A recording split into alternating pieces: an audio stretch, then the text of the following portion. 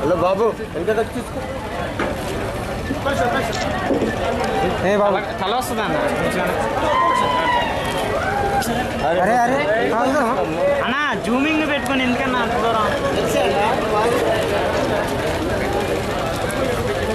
ఈ ఫొటోస్ మీకోసం ఈ ఫొటోస్ పేపర్ కోసం ఈ పబ్లిక్ కోసం ఈ సార్ కోసం జిల్లా ఉపాధ్యక్షుడు సుధాకర్ నాకు సన్మానాలు ఏమవుతుందో ఇది ఉద్యమము కేవలం జ్ఞాపకం అందజేస్తాం.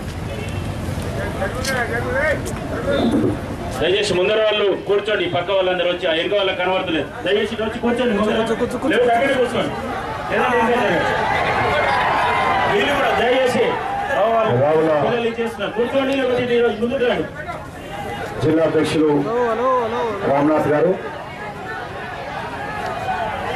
వెనుక ఉన్న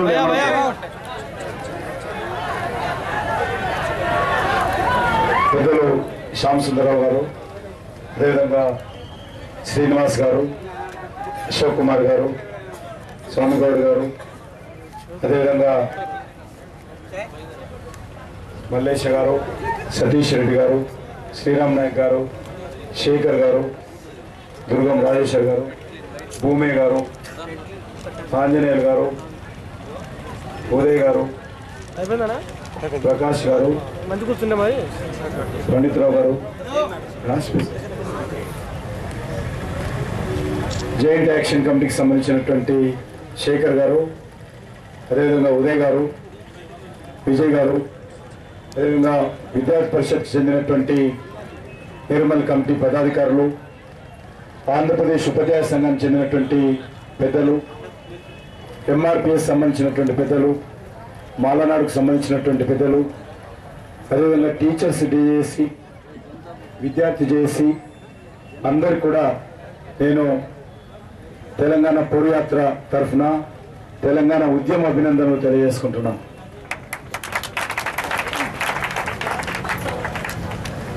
ఈ యొక్క యాత్ర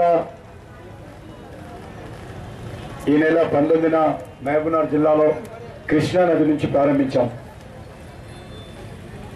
ఎక్కడైతే తెలంగాణ జిల్లాలో కృష్ణా నది మొట్టమొదటి అడుగు పెడుతుందో కృష్ణా అనేటువంటి గ్రామంలో అక్కడ ప్రారంభించాం.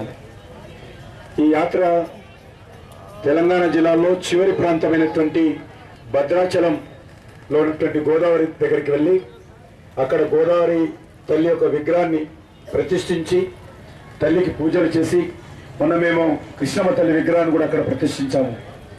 ఈ రెండు విగ్రహాలు గోదావరి తల్లి, కృష్ణమ్మ తల్లి విగ్రహాలను ప్రతిష్ఠించి ఆ తల్లులకు పూజ చేస్తాము. మా తెలంగాణ మాకు రావాలి, మా తెలంగాణ వచ్చిన తర్వాత మీరు తెలంగాణ ప్రజలను కరుణించి ఈ తెలంగాణ ప్రాంతంలో మరి నువ్వు గలగల గ్రామ గ్రామాన సాగాలి, బీడుబారినటువంటి తెలంగాణ భూములను సస్యశ్యామలం చేయాలి, వంతండిపోతున్నటువంటి తెలంగాణ ప్రజలకు దప్పిక తీర్చాలనేదే ఈ యొక్క యాత్ర యొక్క ప్రధానమైనటువంటి ఉద్దేశం. మేము కృష్ణమ్మ తల్లిని అడిగాము, అమ్మ తల్లి నువ్వు మహబూబ్నగర్ జిల్లాలో 250 కిలోమీటర్లు ప్రవహిస్తున్నావు, నీ పక్కనే ఉన్నటువంటి గ్రామాల ప్రజలు సాగునీరు లేక తాగునీరు లేక మరి ఒక మహబూబ్నగర్ జిల్లా నుంచే 13 లక్షల మంది పాలమూరు లేబర్గా పేరు తెచ్చుకొని ఇతర ప్రాంతాలకు వలస వెళ్తున్నారమ్మా, ఇదేమైనా నీకు మంచిదా అని అడిగాను. అడిగితే కృష్ణమ్మ తల్లి అన్నది, కృష్ణానది అన్నది నాదేం తప్పలేదు బిడ్డ, నాకు చెవితనిచ్చి ఎక్కడ రమ్మంటే అక్కడ పోతాను, కానీ కాంగ్రెస్ పార్టీ వాళ్ళు, తెలుగుదేశం పార్టీ వాళ్ళు ఒక్కరోజు కూడా నన్ను పలకరించి ఈ యొక్క పాలమూరు లేబర్గా వెనుకబడినటువంటి ఈ యొక్క మహబూబ్నగర్ జిల్లాకు నన్ను తీసుకెళ్లలేదమ్మా, అందుకోసం నేను రాలేదన్నది. అందుకే రానున్న రోజుల్లో తెలంగాణ వచ్చిన తర్వాత కృష్ణమ్మ తల్లిని, గోదావరి తల్లిని ఈ యొక్క తెలంగాణ జిల్లాలోని ప్రతి జిల్లాకు, ప్రతి పల్లెకు మనం తీసుకెళ్ళాలి. ప్రతి పల్లెల్లో ఉన్నటువంటి, ప్రతి గ్రామంలో ఉన్నటువంటి బీడుబడినటువంటి భూములను మనం సాగులోకి తీసుకురావాలి. తాగునీరు లేక ఫ్లోరైడ్ వాటర్తో అనేక రకాలుగా అనారోగ్యానికి గురవుతున్నటువంటి తెలంగాణ ప్రజలకు గోదావరి తల్లి, కృష్ణమ్మ తల్లి ఆశీస్సులతో, సుఖ సంతోషాలతో ఈ యొక్క సస్యశ్యామలంగా తెలంగాణ జిల్లాలను మనం అభివృద్ధి చేయాలి. ఏ రకమైతే ఈరోజు దేశంలో అత్యంత అభివృద్ధి చెందినటువంటి రాష్ట్రంగా నరేంద్ర మోడీ గారి నాయకత్వంలో గుజరాత్ రాష్ట్రంలో ఏ రకమైతే ఇతర దేశాలతో పోటీ పడే విధంగా గుజరాత్ రాష్ట్రం అభివృద్ధి చెందుతుందో, మన తెలంగాణను కూడా గుజరాత్ రాష్ట్రంతో పోటీ పడే విధంగా మనందరం కలిసికట్టుగా మన రాష్ట్రంలో మన యొక్క తెలంగాణ రాష్ట్రాన్ని ఏర్పాటు చేసుకొని అభివృద్ధి చేయాల్సిన అవసరం ఉంది. గుజరాత్లో కూడా కచ్ ప్రాంతం మీరు పిల్లలు చదువుకొని ఉంటారు. చాలా వెనుకబడినటువంటి కచ్ ప్రాంతము నదుల అనుసంధానం ద్వారా ఈరోజు కచ్లో ఉన్నటువంటి మన తెలంగాణ కంటే వెనుకబడినటువంటి ప్రాంతం. రాజస్థాన్ లో దారేడారి ప్రాంతం ఏ రకంగా ఉందో కచ్ ప్రాంతం కూడా ఆ రకంగా ఉండేది. తాగునీటి కోసం 300 కిలోమీటర్లు 200 కిలోమీటర్లు దూరం వెళ్ళి తాగునీరు తెచ్చుకున్నటువంటి కచ్ ప్రాంతంలో అక్కడ ఉండేటువంటి ప్రభుత్వము ఈ యొక్క నదుల అనుసంధాన నర్మదా నది కొంత అనుసంధానం చేసి ఈరోజు అక్కడ తాగునీరు సాగునీరు ఇచ్చి ఈరోజు కచ్ ప్రాంతము కూడా సస్యశ్యామలంగా ఉంది. ప్రభుత్వాలు అనుకుంటే పాలకులు అనుకుంటే మన తెలంగాణ జిల్లాను కూడా పూర్తిగా సస్యశ్యామలం చేయొచ్చు అని చెప్పడానికి మాత్రమే ఈ ఉదాహరణ చెప్పాను. కానీ మన పాలకులకు ఆ యొక్క లక్ష్యం లేదు, పాలకులకు ఆ రకమైనటువంటి భావన లేదు, పాలకులకు ఆ రకంగా వెనుకబడిన ప్రాంతాలు అభివృద్ధి చేయాలనేటువంటి ఆలోచన లేదు. కాబట్టి ఈ రకంగా జరుగుతోంది. మన నిజామాబాద్ జిల్లా చూస్తున్నాం. మన తెలంగాణ జిల్లాలలో 10 లక్షల మంది గల్ఫ్ దేశాల్లో పనిచేసుకుంటున్నారు. ఎందుకు ఆ కర్మ పట్టింది? ఎందుకు ఈరోజు గల్ఫ్ దేశాల్లో మనం వెళ్లాల్సినటువంటి సొంత భార్య బిడ్డలు వదిలిపెట్టి, జన్మనిచ్చినటువంటి తల్లిదండ్రులను వదిలిపెట్టి, సొంత గ్రామాన్ని వదిలిపెట్టి, సొంత బంధువులను వదిలిపెట్టి అప్పు చేసి, వడ్డీకి అప్పు చేసి 5 రూపాయలు 10 రూపాయలు అప్పు తీసుకొచ్చి విమాన టికెట్లు కొనుక్కొని కమిషన్ కు డబ్బులు ఇచ్చి, కమిషన్ కు ఏజెంట్లకు భాష తెలియని ప్రాంతాలు, అక్కడ ఉన్నటువంటి ప్రాంతాలకు వెళ్ళి అనేక రకాలుగా నరక యాతన అనుభవిస్తున్నారు ఈరోజు తెలంగాణ బిడ్డలు. 10 లక్షల మంది.